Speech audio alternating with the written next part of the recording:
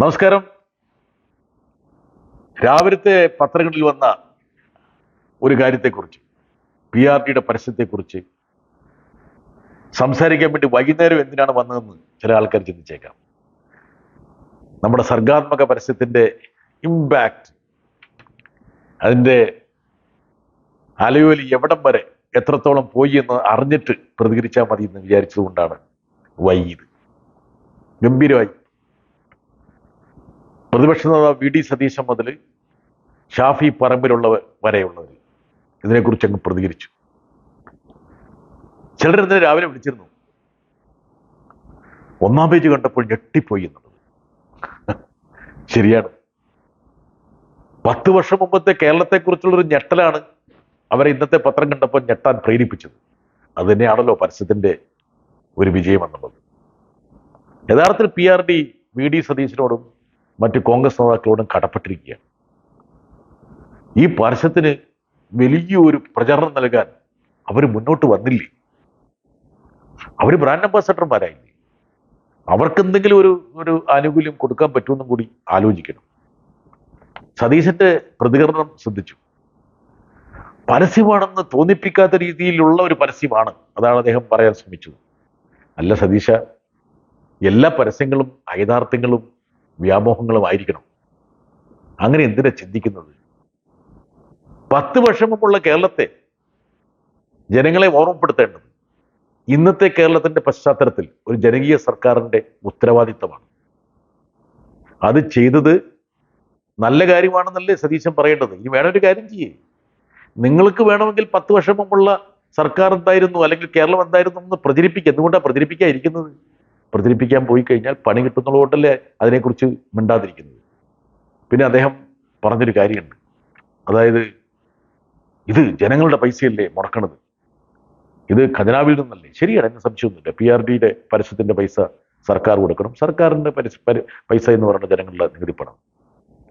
പ്രത്യേകിച്ച് ഒരു കാര്യവും ചെയ്യാതെ വെറും വിവാദങ്ങളും തമ്മിത്തല്ലും മാത്രം നടത്തിയിരുന്ന 5 വർഷത്തെ ഉമ്മൻചാണ്ടി സർക്കാരിന്റെ PRDയുടെ ബജറ്റ് എത്രയായിരുന്നു അറിയോ? അതായത് PRDയിലൂടെ ചെലവഴിച്ച പരസ്യത്തിന്റെ ബജറ്റ് അലോക്കേഷൻ എത്രയായിരുന്നു അറിയോ? 158 കോടി രൂപ 5 വർഷം, 2011 മുതൽ 16 കാലഘട്ടത്തിൽ ചെലവഴിച്ചു. ഇനി കഴിഞ്ഞ 10 വർഷം എന്ന് പറയുന്നത് കേരളത്തിന്റെ വികസന പന്താവിൽ ഒരുപാട് നാഴികക്കല്ലുകൾ കണ്ടതാണ്.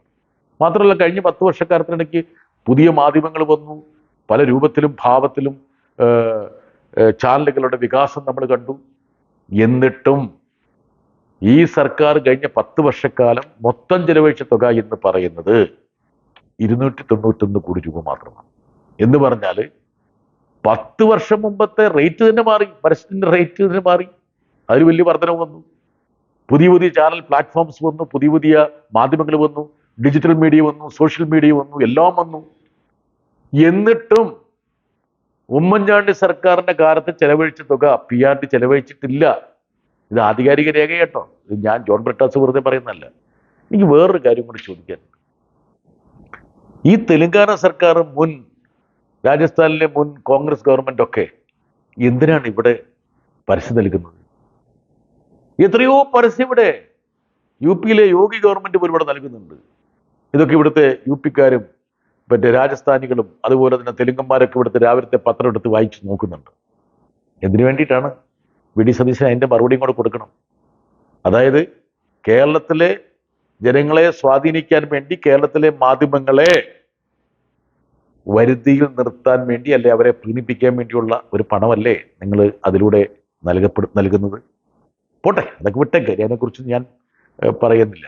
പക്ഷെ ഒരു കാര്യം സതീശനും കൂട്ടരും മനസ്സിലാക്കണം. നിങ്ങളുടെ നെഞ്ചിൻ കൂടിലുണ്ടായിട്ടൊരു ആളലുണ്ടല്ലോ, ആ ആളലാണ് യഥാർത്ഥത്തിൽ ഈ പരസ്യത്തിന്റെ അകക്കാമ്പ് എന്ന് പറയുന്നത്. അതായത് മുൻകാലങ്ങളിലേക്ക് ജനങ്ങൾ ഒന്ന് എത്തി നോക്കുക പോലും ചെയ്യരുത്. എത്തി നോക്കിയാൽ പണി കിട്ടും.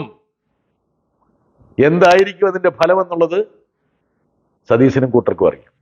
അതിൻ്റെ ഒരു അന്താളിപ്പ്, അതിൻ്റെ ഒരു പരിഭ്രമമാണ് ഇന്നത്തെ പ്രതികരണം നിന്ന് നമുക്ക് മനസ്സിലാക്കാൻ കഴിയും. എന്തായാലും PRD ഇതുപോലുള്ള സർഗാത്മകമായിട്ടുള്ള പരസ്യങ്ങൾ നൽകണം. അതല്ലാതെ ആരും ശ്രദ്ധിക്കാത്ത പരസ്യങ്ങൾ കൊടുത്തിട്ട് വെറുതെ പൈസ കളയരുത്. ഇമ്പാക്റ്റഡ് ആയിരിക്കണം, ഇമ്പാക്റ്റ്ഫുൾ ആയിരിക്കണം പരസ്യം. അത് മാത്രമല്ല, ആ പരസ്യത്തിന്റെ അംബാസഡർമാരായിട്ട് മുഖ്യ പ്രതിപക്ഷത്തിന്റെ വക്താക്കളും കൂടി രംഗത്ത് വരണം. അപ്പോഴല്ലേ പരസ്യം പരസ്യമാകുന്നത്. Thank you.